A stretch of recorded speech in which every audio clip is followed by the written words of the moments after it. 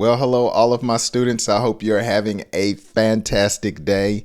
My name is Jay, and welcome to another English lesson where I have the opportunity to help you with your English comprehension, vocabulary, and English fluency.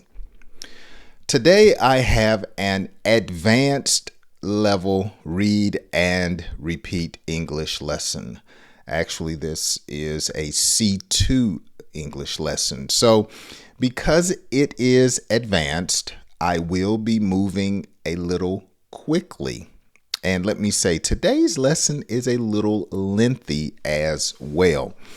And so I'm going to have several vocabulary words and phrases that I'm going to teach you through one of my fun stories, as I always do. Now, let me say this. To many of you, you have been sending me messages saying that you have not been able to sign up to my list because my website is not working in your country.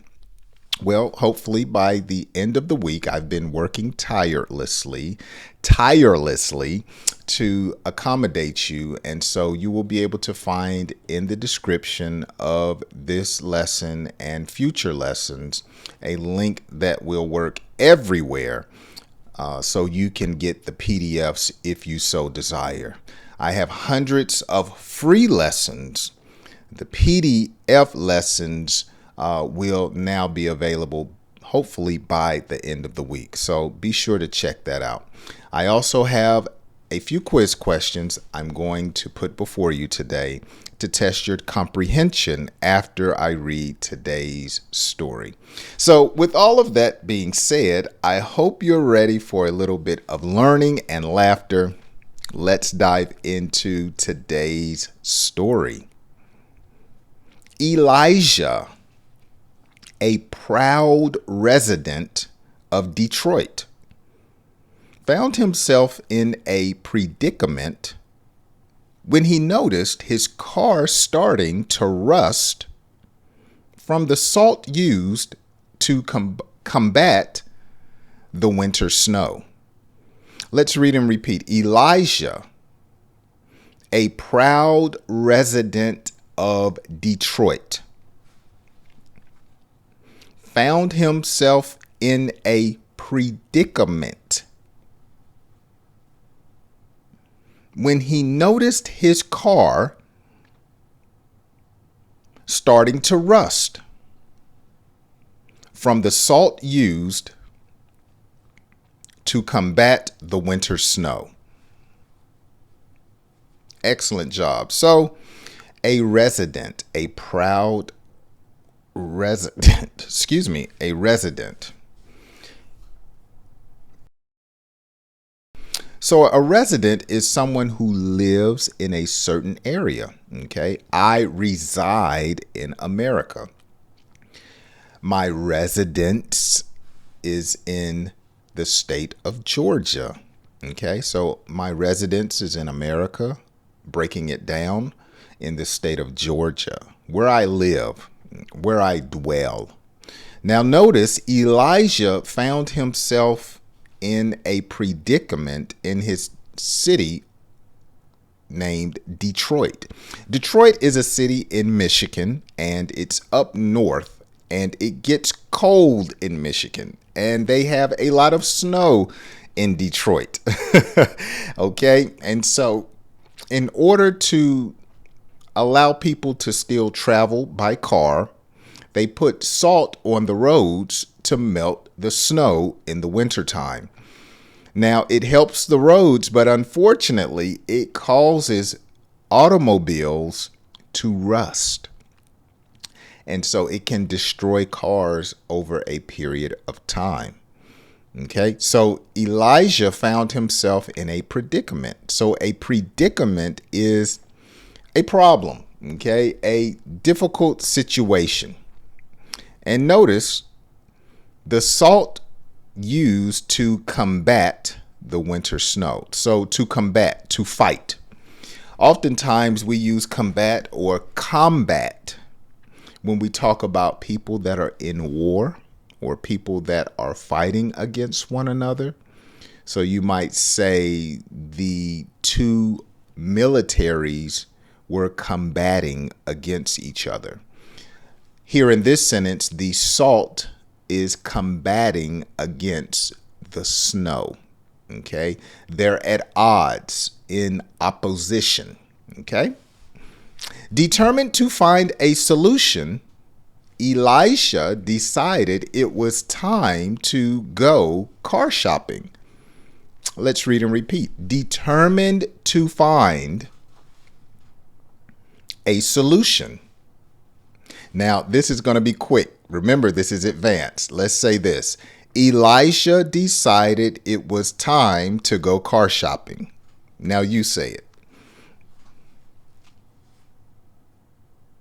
Okay, so when someone is determined to do something, they have a made-up mind. They're not going to allow anything to stop them.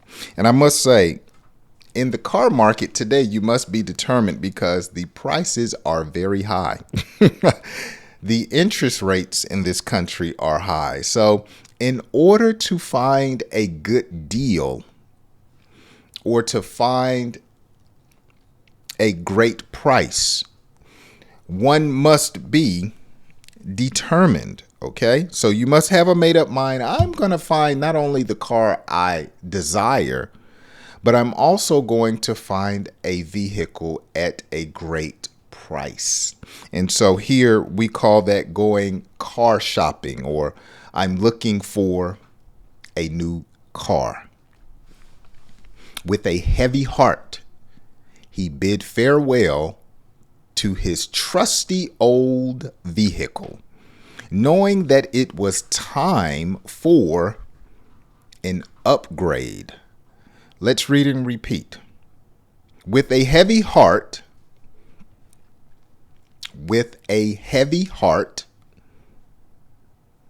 he bid farewell to his trusty old vehicle, knowing that it was time for an upgrade. Excellent. So when someone has a heavy heart, they're saddened, they feel a little down. So, for instance, someone may say, with a heavy heart, I must tell you that your grandmother has died. Okay, so with a heavy heart. Or you might say, with a heavy heart, I must tell you your dog ran away. Okay, with a heavy heart. So you're sad about something. So notice Elijah bid farewell. To bid someone or something farewell is to say goodbye. Okay, goodbye. I bid you farewell, or so long. This is the end. I'll never see you again. Farewell. Bye-bye. Okay. Notice he called his car a trusty old vehicle. So a trusty old vehicle, it describes someone or something that is dependable. So his car was old, but he could depend on it to get him from one place to another place. It was trustworthy. My trusty old vehicle. You know, she doesn't look like much, but she'll get us there. So it's a trusty vehicle. Now, when it's time for, notice, an upgrade. An upgrade is where you get something that's better. So I think now they're on iPhone 14 or 15. I still have an iPhone 8 Plus. Matter of fact, that's what I use. It's been past time for an upgrade. Okay, I'm going to use this iPhone until it stops working. This is an iPhone 8 and it's time for an upgrade, but I don't want to spend $1,200 on a new iPhone. Matter of fact, it may be more than $1,200. Now, if any of you want to send me $1,200 to go buy a new iPhone and to upgrade, hey, thank you so much. But my kids make fun of me. My sons make fun of me sometimes. Oh my goodness, Dad, you have an old phone. Actually, they call me Pops. Pops, you have such an old phone. It's time for an upgrade. And I'm like, no upgrade. Okay, I need upgrade money. Okay, so I'm going to use this phone until it stops working. Let's continue. As he stepped into the car dealership, he felt like a fish out of water, surrounded by shiny new wheels and eager salespeople. Let's read and repeat. As he stepped into the car dealership,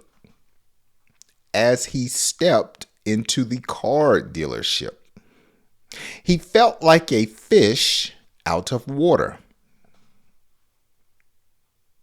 surrounded by shiny new wheels and eager salespeople.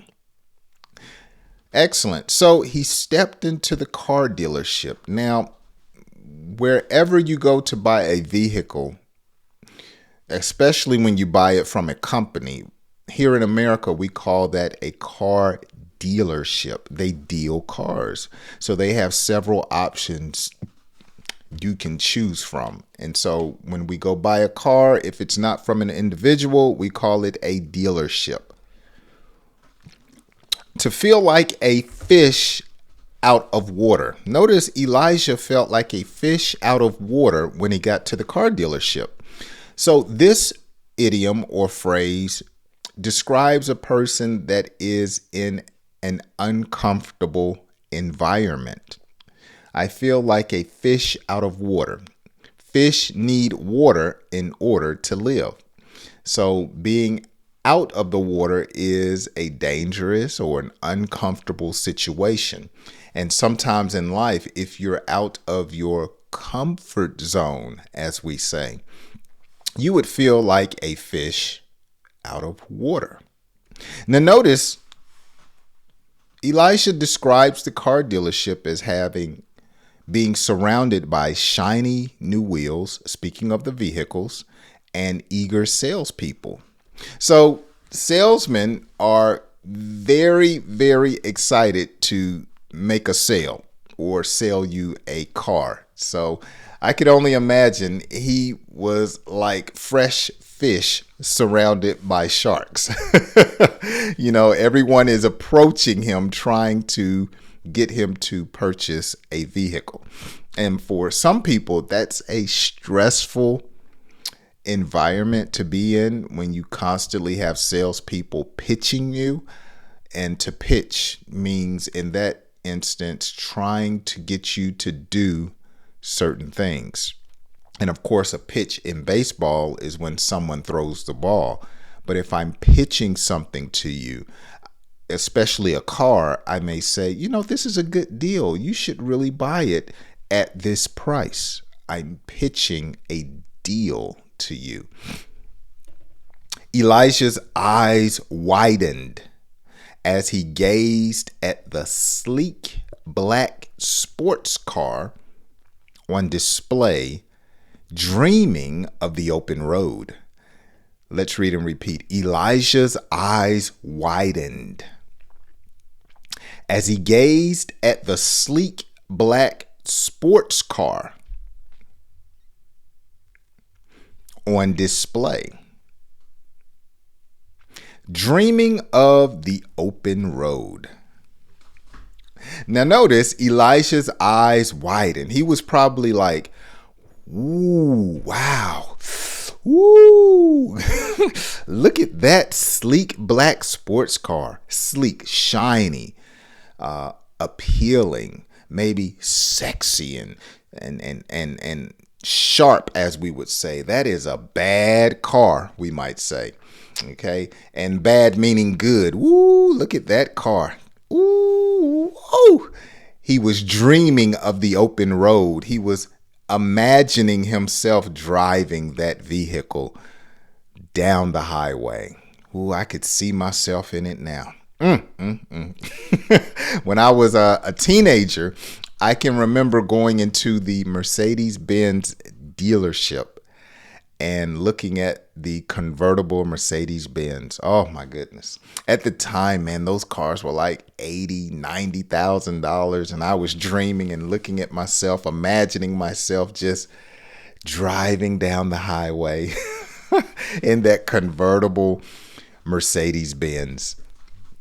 However, the price tag made his heart sink, realizing it was a case of pie in the sky. Let's read and repeat. However, the price tag made his heart sink, realizing that it was a case of pie in the sky. So the price tag is what shows how much something is. Sometimes we say, what's the ticket price? So how much is the car? And notice it made his heart sink. So when he saw the price, he was like, oh my gosh, $60,000. And his heart just dropped because he probably imagined, I don't have that kind of money. It made his heart sink. And notice this expression. It was a case of pie in the sky. So in other words, Elijah felt like it was it was a dream. In his mind, he was like, I could never afford that. That's pie in the sky. It's something that I could only imagine, but never grasp. Okay. So you might say, woo, that woman is beautiful. But me and her, man, that's just pie in the sky. Okay. I'm just imagining she's on another level. She would never be interested in someone like me. Okay. So when you use the phrase pie in the sky, you're describing something as being a fantasy. Okay. Me live in that house? Oh, man, that's pie in the sky. That could never happen. So you're explaining to someone that something may be out of reach or out of grasp. You can't believe it. Mentally removed. Mentally removed, he turned his attention to a practical sedan, hoping to find a reliable companion without breaking the bank. Let's read and repeat. Mentally removed. Mentally removed. He turned his attention to a practical sedan, hoping to find a reliable companion. Hoping to find a reliable companion without breaking the bank. Excellent. So when you're mentally removed, okay, I'm mentally removed. I've changed my mind. My mind is somewhere else. I'm getting my mind off of that sleek black sports car. Okay, it's out of my mind. Okay, so let's say, for instance, someone said they were going to pick you up and take you somewhere, but they left you stranded. They never picked you up. And so the next time they saw you, they were apologetic. They were saying, I'm so sorry I didn't pick you up. I forgot about you and I went on about my day. And so you could respond, you know what? It's okay. I'm mentally removed from that situation and I've moved on. So I've got that incident out of my mind. I'm mentally removed. I'm not going to let it bother me. And that's how Elijah felt once he saw the price tag on the sleek black sports car. He said, you know what? I'm not getting that today. Let me refocus on something he describes as being more practical. Okay? A practical car, something that's more realistic. This is more practical. Okay? Instead of me trying to get this $80,000 car, it's more practical for me to get this $35,000 car. Okay? So a sedan is a larger car than a sports car, usually has more room. Okay? Something that is reliable. It's dependable. Just like his trusty old vehicle, he's looking for something that is reliable, that will not break down on him. Now, this is amazing how I use this word. He says a reliable companion. So a companion is usually a friend or a person, but he describes the car as being a companion.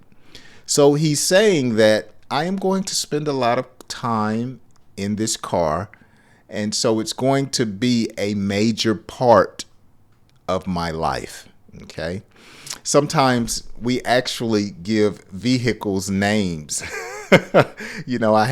My vehicles have a name, almost like a friend or a companion. Notice the phrase, without breaking the bank.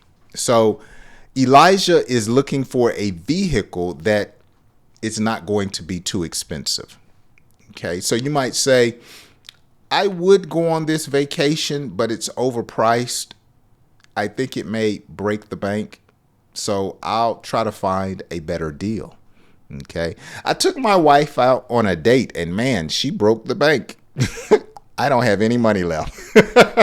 Okay, so something that is expensive. You're describing something that you don't want to pay a large amount of money for. Let's continue. The salesman, sensing Elijah's hesitation, assured him that every cloud has a silver lining and presented him with a sturdy SUV that could withstand the harsh Michigan winters. Let's read and repeat. The salesman, sensing Elijah's hesitation. Okay, this is an advanced level. Let's try it again. The salesman, sensing Elijah's hesitation. You say it. Assured him that every cloud has a silver lining and presented him with a sturdy SUV that could withstand the harsh Michigan winters. Okay, so notice the salesman sensing or detecting, discerning. Okay, he figured out something about Elisha, and Elijah was hesitating. Okay, so he wasn't sure he wanted the car, but the salesman reassured him this is a good vehicle. Okay, and notice this phrase. He says, every cloud has a silver lining. In other words, when there's a bad situation, there's something good in it. So the salesman is saying, look, even though you may have to spend a little money, I can assure you this is a good vehicle. And so he gives him a sturdy SUV, sturdy, something that is rugged, tough, something that will last a long time. It's sturdy. An SUV is not a truck, not a car, but it's like a truck and a car in one. Okay. And so those who do not know, an SUV stands for Sports Utility Vehicle, SUV. Okay. And this vehicle could withstand the harsh Michigan winters. Okay. Harsh, brutal, tough. Okay, very cold and a lot of snow, harsh winter. All right, here's our last one. Elisha's face lit up as he imagined conquering the snowy roads in his new set of wheels. With a firm handshake and a sense of satisfaction, Elisha drove off the lot, leaving behind the rusted memories of his old car. Okay, as we conclude, let's read and repeat. Elijah's face lit up as he imagined conquering the snowy roads in his new set of wheels. With a firm handshake and a sense of satisfaction, Elijah drove off the lot. Now, this is going to be a mouthful. Leaving behind the rusted memories of his old car. You say it.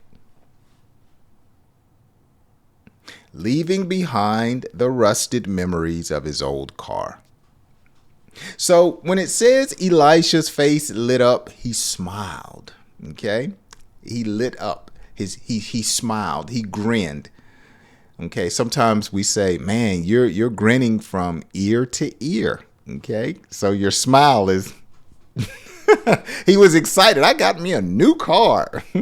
So his face lit up. Okay? Notice he calls his vehicle a new set of wheels. That's what we call a car sometimes. I got a new set of wheels outside. Okay. Now, a slang term is a whip. I got a whip outside, or a new set of wheels. Leaving behind the rusted memories of his old car. Rusted memories. So remember, his car is rusted. So he said, I'm leaving it behind and I'm moving on to this new vehicle. Excellent job. Excellent job. Let's read through this story very quickly, and then I will give you a few quiz questions to conclude today's lesson. I'm happy for Elisha. Let's read through at a faster pace. Elijah, a proud resident of Detroit, found himself in a predicament when he noticed his car starting to rust from the salt used to combat the winter snow. Determined to find a solution, Elijah decided it was time to go car shopping. With a heavy heart, he bid farewell to his trusty old vehicle, knowing that it was time for an upgrade. As he stepped into the car dealership, he felt like a fish out of water, surrounded by shiny new wheels and eager salespeople. Elijah's eyes widened as he gazed at the sleek black sports car on display, dreaming of the open road. However, the price tag made his heart sink, realizing that it was a case of pie in the sky. Mentally removed, he turned his attention to a practical sedan, hoping to find a reliable companion without breaking the bank. The salesman, sensing Elijah's hesitation, assured him that every cloud has a silver lining, and presented him with a sturdy SUV that could withstand the harsh Michigan winters. Elisha's face lit up as he imagined conquering the snowy roads in his new set of wheels. With a firm handshake and a sense of satisfaction, Elisha drove off the lot, leaving behind the rusted memories of his old car. I told you this lesson was lengthy. That was a good one. This is for my advanced level students. Let's look at a few quiz questions and then we'll be done for today. Number 1, answer these down in the comments section. How did Elijah feel when he noticed his car starting to rust from the salt? Number 2, what made Elijah hesitate when considering the sleek sports car? And finally, how did Elijah feel when he drove off the lot in his new car? Wow, that was a lot. I hope you have enjoyed today's lesson. I know I have given you at least 10 new vocabulary words and phrases, and I've helped you to read and repeat today's story. Don't forget, by the end of the week, I will have a new link that if you would like PDF lessons to my lessons, you can take advantage of that. If my lesson has helped you, inspired you, or motivated you on your English journey, all I ask is that you share it with a friend so they can improve their English as well. If you want some shorter lessons or beginner and intermediate level, be sure to check out my playlist links down in the description. Until next time, join me on my next English lesson. Have a great day.